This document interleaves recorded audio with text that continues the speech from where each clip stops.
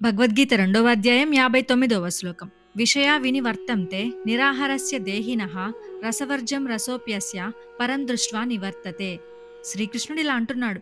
ఇంద్రియాలను నియంత్రించిన వ్యక్తి వద్ద భౌతిక విషయాలు కొంతవరకు దూరమవుతాయి. కానీ వాటిపై ఉన్న రుచి అంటే అనురాగం మాత్రం ఉండిపోతుంది. అయితే పరమాత్మను దర్శించినప్పుడు ఆ రుచి కూడా పూర్తిగా నశిస్తుంది అని. కోరికల నియంత్రణ బలవంతంగా సాధ్యమయ్యేది కాదు. ఉపవాసం ఉన్న వ్యక్తికి ఆహారం మీద ఆసక్తి తాత్కాలికంగా తగ్గుతుంది.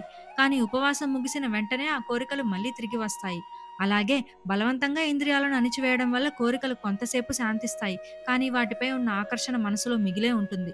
ఎప్పుడైతే మనం పరమాత్మ జ్ఞానాన్ని అంటే ఉన్నతమైన సత్యాన్ని అనుభవిస్తామో అప్పుడు తక్కువ స్థాయి కోరికలపై ఉన్న ఆకర్షణ సహజంగానే మాయమవుతుంది అని ఈ శ్లోకం చెప్తుంది. అంటే ఎక్కువ ఆనందాన్ని అనుభవించినప్పుడు మాత్రమే తక్కువ ఆనందాన్ని వదిలించుకునే శక్తి వస్తుంది. ఇదే నిజమైన వైరాగ్యం. ఇది నిరోధం కాదు, ఉన్నతమైన మార్గం చూపడం.